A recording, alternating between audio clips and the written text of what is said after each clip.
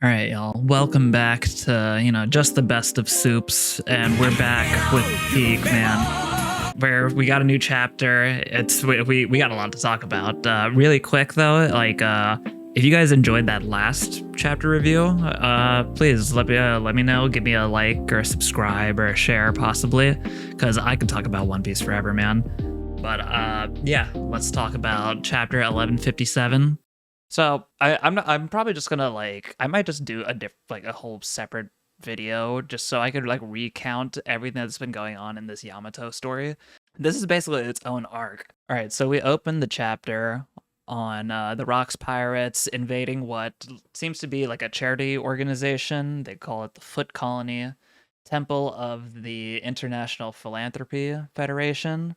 Apparently, their role is that they just collect donations for poor children in need. And so, yeah, obviously that seems to be a prime spot for the Rocks Pirates to invade and loot, which we see that in action. We see them as a group, and interestingly enough, we don't see them working as a group. We've always known that they're not necessarily the best of friends, and we see that immediately with Shiki tossing it looks like some sort of bomb or explosive down into a shaft or something, and it has Kaido and Whitebeard at the bottom, and he just straight up forgot that they were down there, which he also just doesn't care because he's just like, oh yeah, well, whatever, that's more money for the rest of us, right? So yeah, the inhabitants then seemingly call the Marines, and the Rocks Pirates get trapped in. We see iron bars spring up in the temple.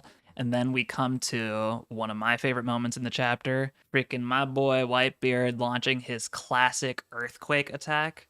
And it's hilarious to see the other Rocks Pirates getting caught up in it, especially Big Mom, you know?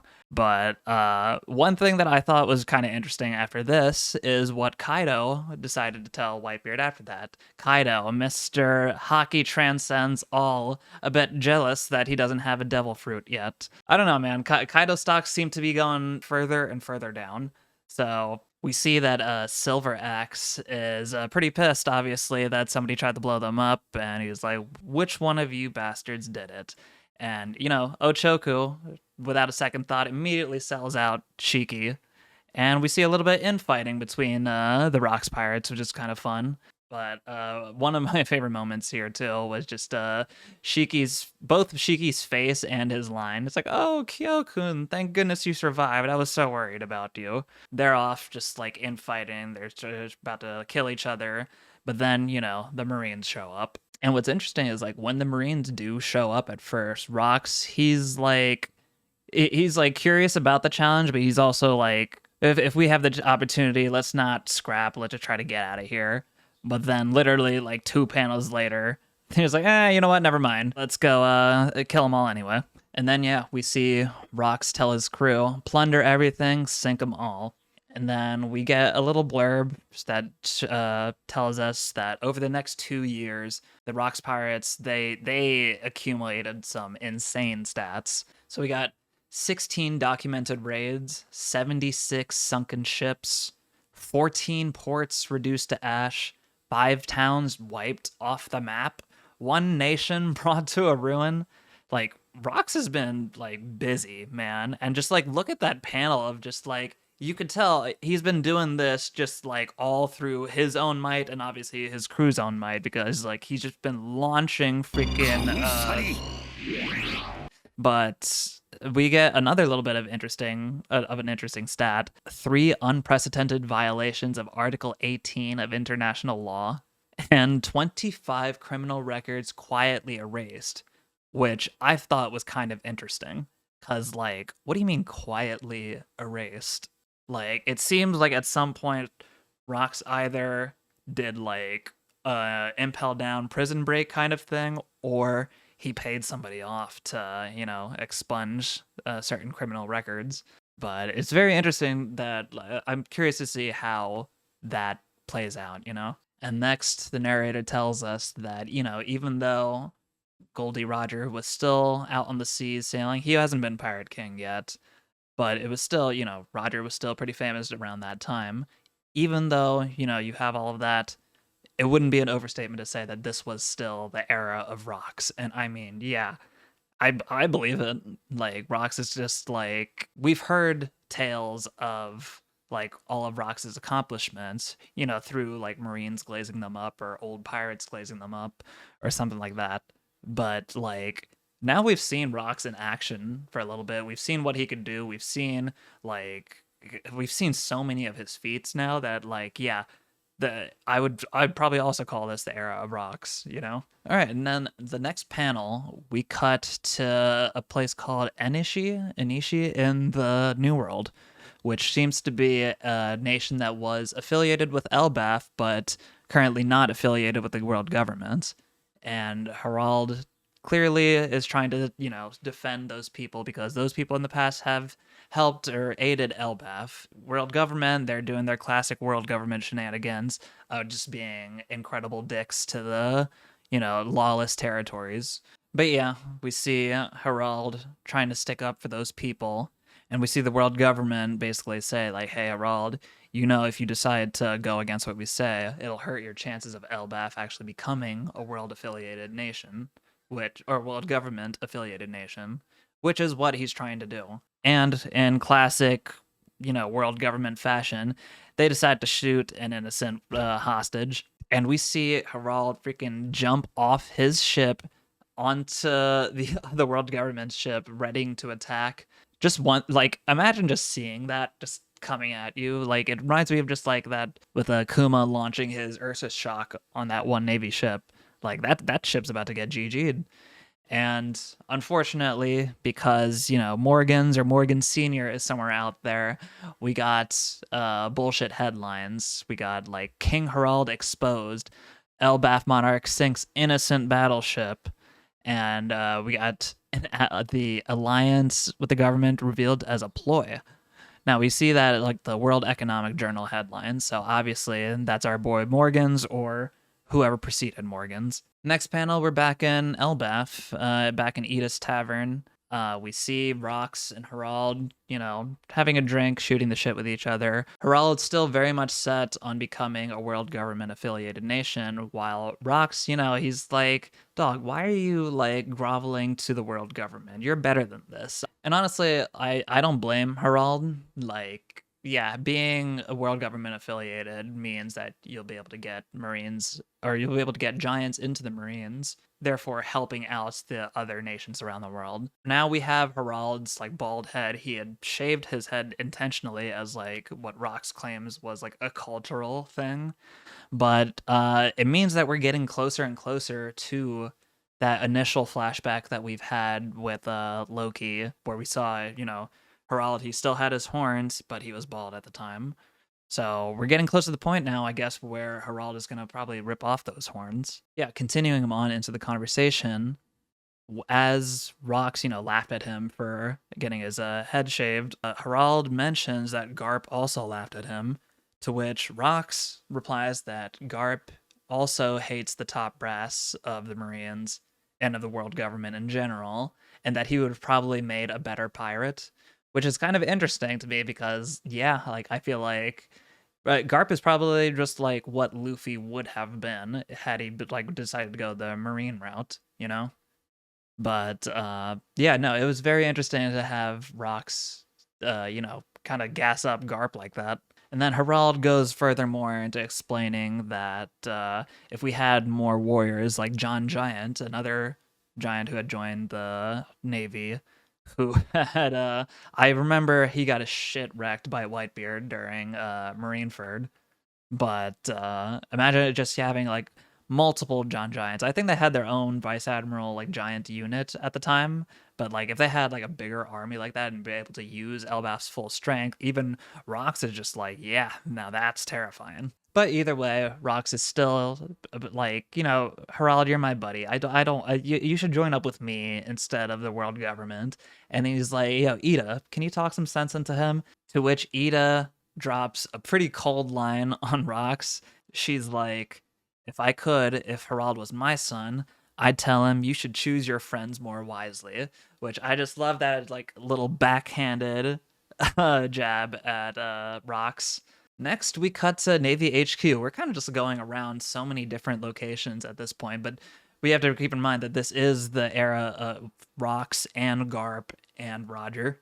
Here we are at Navy HQ, Marine HQ, and we have young Garp, young Sengoku, young Suru, and young Kong in their primes discussing consequences of giants joining the Marines versus the potential advantages. And dog, it's so cool to see Garp and Sengoku and Suru in their primes, but it's also interesting to note that Kong is an admiral at this point, which means one, Kong is like one of the top fighters in the Marines right now, which is saying something, in the age of Rox and Roger and Garp. But it's also interesting that Kong is either the admiral that replaced the one that Rox killed, or possibly a former colleague of that admiral. So he might have a little bit more of a grudge against Rox. And that's clearly hinted at when Suru mentions that there's a rumor that Harald might be getting recruited by Rox. And that sends Kong into a little bit of a sweat. Still, we see him unsure about letting the giants in, like mainly because of the rumors that they had of their strength and how destructive they can be. And Garp is just like, yes, no, like you don't need to sell me on them anymore. Please bring them in. Next, we cut to Hachinosu 42 years ago. So that's 4 years before the God Valley incident happened.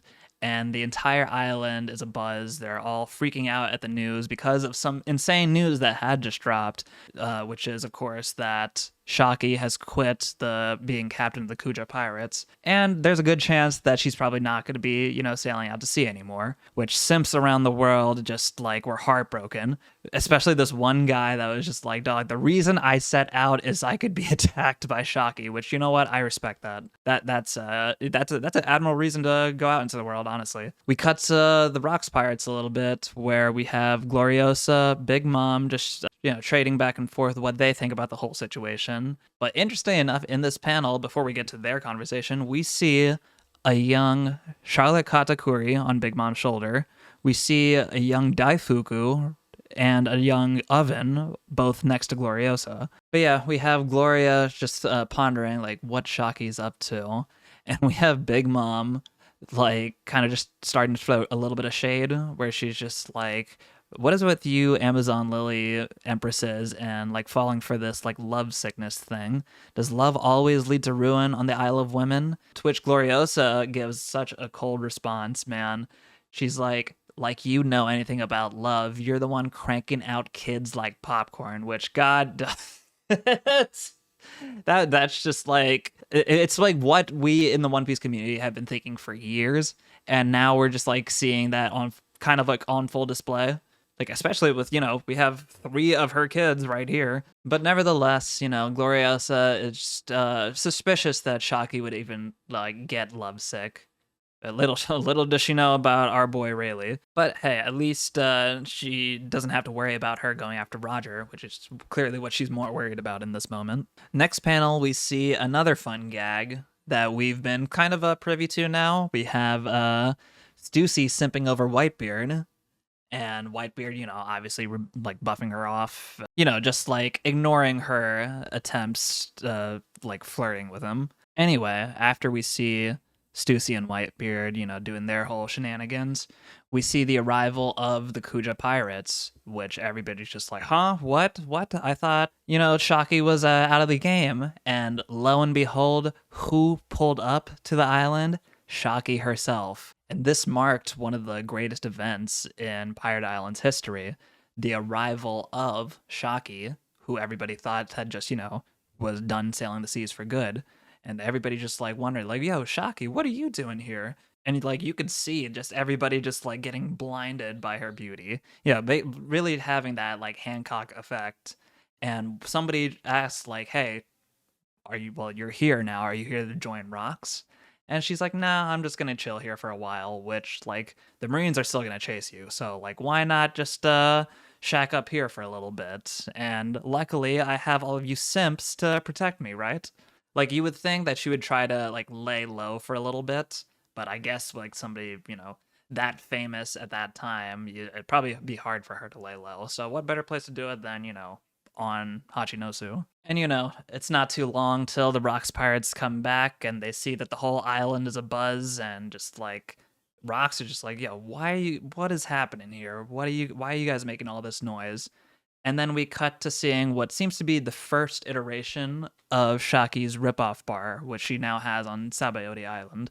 My boys folded immediately. Look at freaking Whitebeard too. Like, Whitebeard folded, Captain John folded, Shiki folded, Don Marlin folded, and oh my goodness gracious, Rox Dizebek folded. Shaki is just immediately the strongest character in One Piece. She's got Rox weak in the knees. She's got freaking Roger weak in the knees.